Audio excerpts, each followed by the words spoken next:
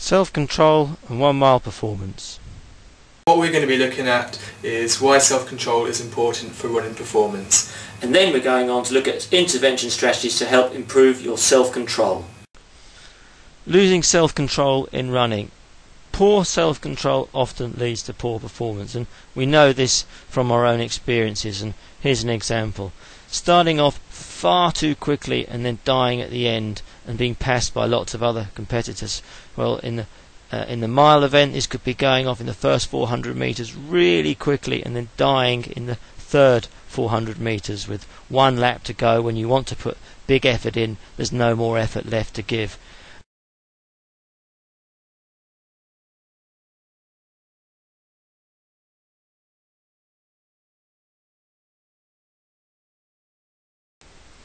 Controlling our emotions is a key part of self-control, and when we're doing a mile as fast as possible, we should expect to feel a bit anxious. This is not necessarily a bad thing. Anxiety is a signal telling you that something important is at stake and you're trying to achieve a personal best. You're also performing in public where people are watching you, and whether they're your friends or not, there's a sense that you feel that they're judging you.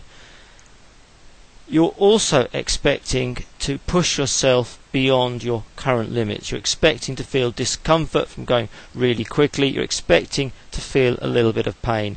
And so there's some degree of uncertainty of just how well you'll cope in that zone. So that will create a degree of uncertainty. Uncertainty will create a bit of anxiety. So it comes as no surprise that you should feel a bit anxious, but use this anxiety to signal to yourself that this is an important thing to do, and you try and work with the anxiety to get yourself physically ready to start the race on the start line, and have a plan ready to be able to perform as the best you can, so that you can not be ruled by these feelings of anxiety. So now you know why you're feeling like you are and experiencing some of those emotions and what they're trying to tell you. What are the best strategies available and when is the best time to use them? Well, I think a really good strategy is something called if-then planning. And what if-then planning does is the if part is the barrier to good performance. So you identify what that barrier is. And the then part is the solution that you want to be thinking, feeling, doing when that barrier presents itself. Now, people are pretty good at saying what they want to do, but they're not that good at being able to have those thoughts in their mind at the point when it's needed. And what if-then planning does, it sort of primes the mind so that the decisions you want to do come at the point when you want them. So what we'll do is we'll look at an example of a miler. And this miler has a problem in the third lap when it all seems to go wrong. So Chris, just tell us how the if-then plan works for this miler. Well, the if-then plan in this case is going to be designed to target concentration and overcome lapses of concentration and effort during the third lap. So an example would be, if I start to feel that I'm becoming detached from the lead group and I feel that I might be humiliated, then I'll stick to the group no matter what and achieve this by saying to myself, I can do this, and focus on increasing my stride length and stride rate. Now, an important part of the then part is that we didn't just say just try harder, because everyone is pretty much trying as hard as they can.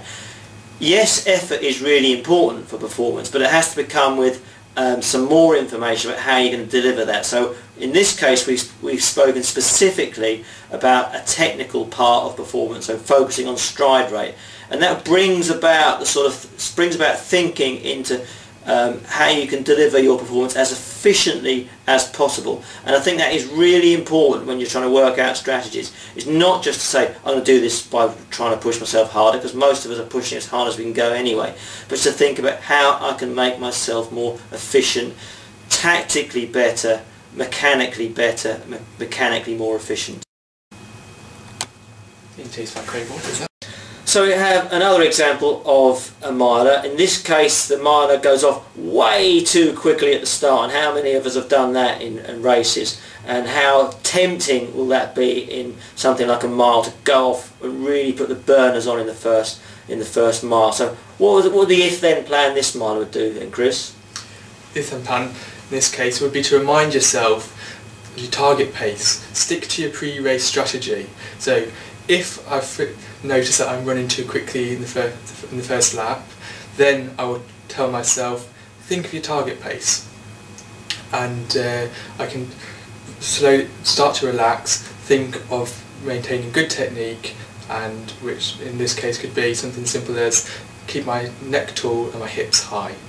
I think this emphasises the point that you really got to know what your target pace is and what that target pace feels like. So in training, have loads of reps where that target pace is absolutely honed in. Now it might well be that you need to be conscious of your watch in the first part of this lap, and I'm not a great advocate of that. I think I'm not a great fan of watching, but if that means that you don't burn out the whole of performance, then it's worth doing, because you might need to build in reminders to yourself that you need to pace yourself accordingly, and you haven't got that many clues going on around you. One strategy that people often use is to try and stick with other competitors. But if they're all doing the same thing, you're all going to be running too quickly together. And certainly at the start of races, there's a massive temptation to go away very quickly, as everyone is tempted to do. So self-control is really important at the start, and building those reminders. Okay, so what next? First, identify the barriers. Just write those down, what you think they're going to be. If this happens, or if this happens, they're personal things to you that are going to prevent you from doing as well as you can. Just list them and then get some order to them, what you think is the most important too. Then come up with a series of solutions, ways that you can overcome these unwanted thoughts and feelings. And then write them down together.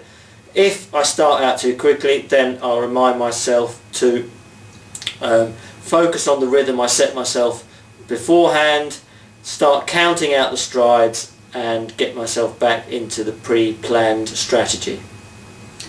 Finally, practice it. Repeat these if-then plans to yourself so they become automatic and effortless. And finally, put them into practice on race day.